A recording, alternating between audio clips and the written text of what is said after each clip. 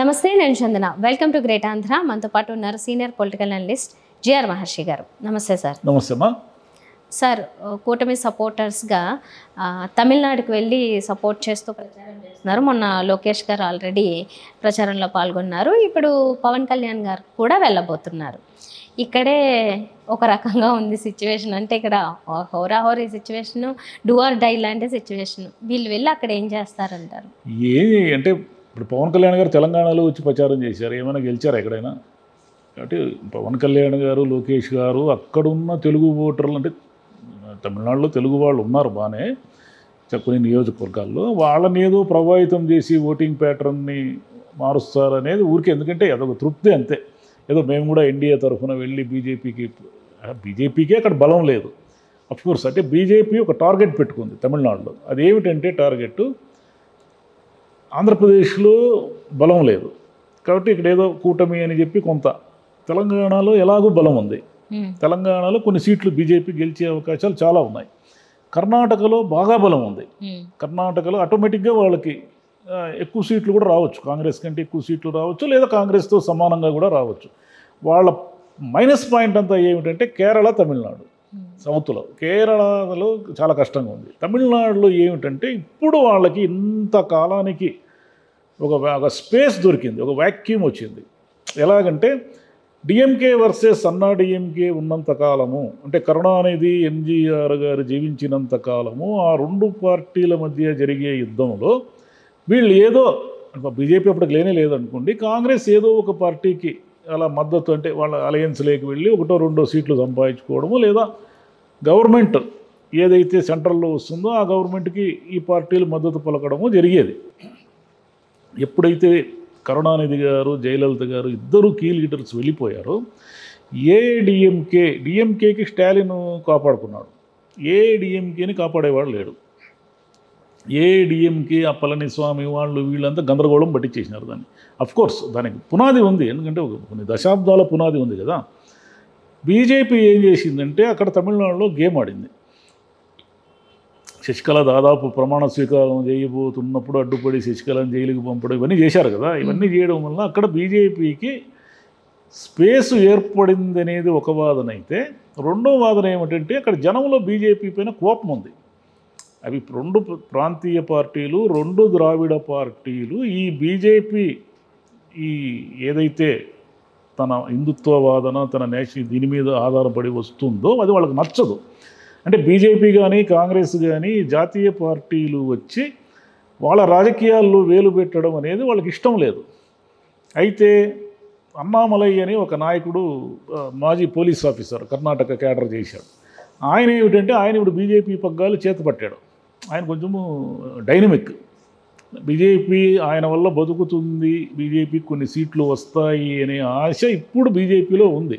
అందుకని దాని ఫలితమే చెన్నై సౌత్లో ఇప్పుడు తెలంగాణ గవర్నర్ తమిళసై గారికి ఇక్కడ రాజీనామా చేయించి చెన్నై సౌత్లో పోటీ చేయిస్తున్నారు.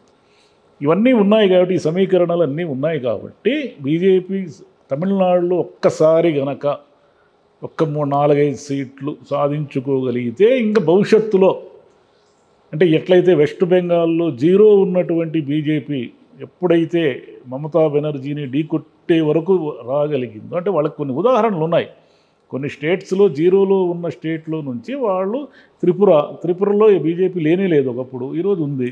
వెస్ట్ బెంగాల్లో బీజేపీ బలంగా ఉంది. అట్లనే తమిళనాడు వాళ్ళ ప్రాబ్లం వల్ల తమిళనాడు, కేరళనే. ఆంధ్రప్రదేశ్ సంగతి తర్వాత చూసుకుందాం ఇక్కడ, ఎందుకంటే రెండు ప్రాంతీయ పార్టీలు వాళ్ళకు అనుకూలంగానే ఉన్నాయి కాబట్టి బీజేపీకి ఇక్కడ ఏదో గేమ్ ఆడాల్సినంత అవసరం ఏమీ లేదు. అఫ్కోర్స్ ఒత్తులో ఉన్నప్పటికీ టీడీపీకి వాళ్ళకేమి జగన్తో వ్యతిరేకత ఉంది అనేది ఎక్కడ ప్రూవ్ కాలేదు. ఎందుకంటే మొన్న మోదీ గారు వచ్చినప్పుడు కూడా ఆయన ఏం అనలేదు జగన్ని వ్యతిరేకత బీజేపీ మీద ఉంటుంది.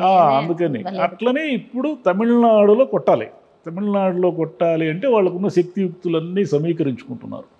దాంట్లో భాగమే పవన్ కళ్యాణ్ గారు వెళ్ళినా, లోకేష్ గారు వెళ్ళి ప్రచారం చేసినా, అంటే వీళ్ళు ప్రచారం చేయడం వల్ల అక్కడ ఏదో, అంటే తెలుగుదేశంకో లేదా జనసేనకో, ఇదంతే సినిమా నటుడు అనుకోండి, లోకేష్కి ఏముంటుంది అక్కడ పెద్దగా, అంటే కొంత తెలుగు వాళ్ళు ఉన్నప్పటికీ ఆ తెలుగు వాళ్ళు ఏదో ప్రభావితం అయిపోయి బీజేపీకి ఓటేస్తారని ఎవరు అనుకోరు. ఎందుకంటే వాళ్ళకున్న రాజకీయ ఆలోచనలు వాళ్ళకు ఉంటాయి కదా. ఎందుకంటే ప్రధానంగా డిఎంకే వర్సెస్ ఏఐడిఎంకేనే వారు నడుస్తూ ఉన్నప్పుడు మధ్యలో ఈ బీజేపీ వీళ్ళందరూ కూడా వీళ్ళకి పెద్ద ఇంపార్టెన్స్ ఏమి ఉండదు. అయితే ఒక్కసారి బీజేపీ కనుక నిలబడిందంటే తమిళనాడులో, భవిష్యత్తులో తమిళనాడులో కూడా బీజేపీ గవర్నమెంట్ వచ్చే అవకాశాలు ఉన్నాయి. ఎందుకంటే మోదీ, అమిత్ షా వాళ్ళ వ్యూహాలు చాలా రాష్ట్రాల్లో మనం చూసాం, వాళ్ళ వ్యూహాలు ఎలా ఉంటాయని.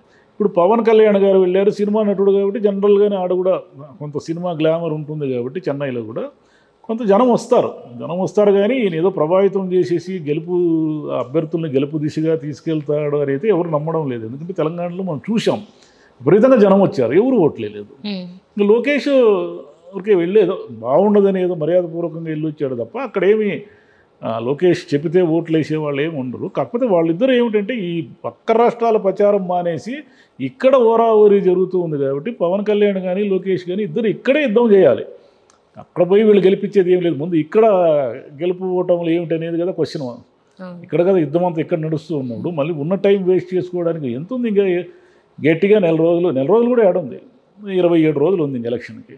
ఈ 27 రోజులు వీళ్ళు ఇంకా పక్క రాష్ట్రాలు తిరుక్కుంటూ ఉంటే వీళ్ళకే నష్టం. ఇంకా అంతర్గత కుమ్ములాట్లు కూడా ఉన్నాయి కొన్ని స్థానాల్లో, చాలా స్థానాల్లో. బీజేపీ, జనసేన, టీడీపీ ఇవన్నీ కూడా ఇప్పటికీ ఇంకా 3 రోజుల్లో నోటిఫికేషన్ వచ్చేస్తుంది, నామినేషన్లకు వెళతారు, ఇంక అయిపోయింది, టైం అయిపోయింది.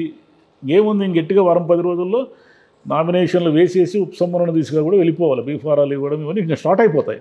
ఇప్పుడు కూడా ఇంకా కన్ఫ్యూజనే ఉంది. గోదావరి జిల్లాలో ఉండిలో కన్ఫ్యూజన్ ఉంది, అనపర్తిలో కన్ఫ్యూజన్ ఉంది. ఆ రఘురామకృష్ణరాజుని తెచ్చుకున్నారు, ఆయనకి ఎక్కడ టికెట్ ఇవ్వాలో తెలియదు. ఆయన నాకు నరసాపురం పార్లమెంట్ అంటాడు, నరసాపురం పార్లమెంట్ ఏమో శ్రీనివాస వర్మ గారికి ఇచ్చారు. ఇప్పుడు శ్రీనివాస వర్మ గారిని తప్పించి నేను నరసాపురం ఇస్తారా అంటే ఇంకా బీఫారాలు ఇచ్చేసి నామినేషన్లు ఉపసంహరణ వేసే వరకు టైం ఉంటుంది కాబట్టి ఇప్పుడు ఉండిలో ఆల్రెడీ ఉన్న ఆయన రాధుని ఏం చేస్తారో తెలియదు, అనపర్తిలో ఏం చేస్తారో తెలియదు. ఇటుపోతే తమ్మళ్ళపల్లి ఒక కన్ఫ్యూజన్ ఉంది, తమ్మళ్ళపల్లిలో బీజేపీకి ఇస్తారంటున్నారు. మరి తమ్మళ్ళపల్లి బీజేపీకి ఇస్తే టీడీపీ ఇంకే సీటు అడుగుతుందో తెలియదు. అంటే ఇంకా ఉంది, ఇంకా శశభిషలు గందరగోళాలు ఉన్నాయి. తిరుపతి నిన్న మొన్నటి వరకు కన్ఫ్యూజన్ ఉండింది. సరే ఇప్పుడు ఏదో తిరుపతి ఏదో సర్దుకొని శ్రీనివాసులకే ఇంకా వేరే దారి లేదు, మనం ఓటేస్తే శ్రీనివాసులకి వేయాలా లేదంటే వైసీపీకి వేయాలా అనే మూడ్లో ఉన్నారు టీడీపీ, జనసేన వాళ్ళు. ఇంకా ఇద్దరు శ్రీనివాసులు ఆరు వైసీపీ, అంతే కదా, వాళ్ళకి ఏం ఆప్షన్ ఉంది? వేస్తే శ్రీనివాసులకి వేయాలి, లేదంటే వైసీపీకి వేయాలి. అట్లనే ఇక్కడ కన్ఫ్యూజన్ ఉంది. మన ధర్మవరంలో కన్ఫ్యూజన్ ఉంది. ధర్మవరంలో సత్యకుమార్ అంటే ఆయన ఎవరికి తెలియదు. ఇప్పుడు అక్కడేమో అక్కడ ఉన్న తెలుగుదేశం, బీజేపీలో ఉన్నటువంటి కీలకమైన నాయకులు పరిటాల శ్రీరామ్ కానీ, సూరి కానీ, వీళ్ళిద్దరూ కూడా సత్యకుమార్ విజయానికి పనిచేయాల్సి ఉంటుంది. వాళ్ళు ఎందుకు పనిచేస్తారు? ఇప్పుడు పరిటాల శ్రీరామ్కి ఇక్కడ సునీత గారు వాళ్ళ మదరే పోటీలో ఉన్నారు కాబట్టి ఆయన తన మొత్తం శక్తియుక్తులన్నీ అక్కడికి వెళ్ళిపోతాయి. ఇంకా సూరికి ఉన్న ఆప్షన్ ఏమిటంటే ఒకసారి సత్యకుమార్ని గెలిపిస్తే ఇంకా సూరిని ఎవరు పట్టించుకుంటారు ఆ నియోజకవర్గంలో. కాబట్టి ధర్మవరంలో వీళ్ళ స్వయంకృతాపరాధం వల్ల వైసీపీకి బాగా బలంగా ఉంది ఇప్పుడు. అట్లా ఇంకా ఇన్ని కన్ఫ్యూజన్లు రాష్ట్రంలోనే ఉంటే ఇంకా వీళ్ళందరూ పోయి పక్క రాష్ట్రాలకు పోయి ఎందుకు ప్రచారాలు చేశారు? అందులోనూ పిఠాపురంలో ప్రచారానికే పూర్తి సమయాన్ని ఇవ్వలేకపోతున్నారు పవన్ కళ్యాణ్ గారు. 2 సార్లు ఏమో హెల్త్ బాగాలేని రీజన్లో వెళ్ళిపోయారు. పక్క రాష్ట్రానికి అయితే ప్రచారానికి వెళ్ళగలిగారు. మరి ఇంకొకటి సార్, విజయ తలపతి పార్టీ పెట్టారు కదా, విజయ్ హీరో, ఆయన ఇప్పుడైనా పోటీ చేస్తున్నారు? ఇప్పుడే అదే తర్వాత చేస్తారేమో. పవన్ కళ్యాణ్ గారు మరి 175 నియోజకవర్గాల్లో కూడా ఆయన కూటమి అభ్యర్థుల గెలుపు దిశగా తీసుకెళ్ళాలి కదా, స్టార్ క్యాంపెయినర్ కదా. మరి ఏం తిరిగాడు ఆయన? ఇంకా 27 రోజులు ఉంది, ఇంకా ఏమీ తిరగలేదు ఆయన. పిఠాపురంలో ఒకటి టూర్ వేశారు. తన స్థానాన్ని భద్రం చేసుకోవడానికి ఇంకా ఆయన మల్లగులాలు పడుతున్నారు. ఇంకా జనసేన అభ్యర్థుల కోసం తిరగాలి, కూటమి అభ్యర్థుల కోసం తిరగాలి. అంటే ఉన్నది 27 రోజులు. 27 రోజుల్లో ఆయన 175 నియోజకవర్గాలు తిరగాలి అంటే రోజుకు 5 నియోజకవర్గాలు తిరిగినా కూడా ఆయనకి వర్కౌట్ కాదు. కాబట్టి ఎలా తిరుగుతాడు? 5 నియోజకవర్గాలు తిరగలేరు. అందులో సినిమా నటులు ఏమిటంటే ఎండలకు తట్టుకోలేరు వాళ్ళు. ఒక 2 రోజులు తిరిగితే పడిపోతారు. వారాహి నీరసపడింది, ఎనర్జీ కావాలి, స్పీడ్ లేదు ఆయన. ఇంకా చంద్రబాబు మేలు ఈ వయసులో కూడా ఆయన ఏమీ లెక్క చేయకుండా పటపటపట సభల్లో పాల్గొంటూ విమర్శలు, ఆరోపణలు ఏదో ఒకటి మాడుతూ జనాల్ని ఉత్తేజితం పరిచి ఆయన సిసలైన రాజకీయ నాయకుడు. లోకేష్ కానీ పవన్ కళ్యాణ్ కానీ సిసలైన రాజకీయ నాయకులు కాదు. ఒరిజినల్ పొలిటీషియన్ చంద్రబాబే ఆ కూటమిలో.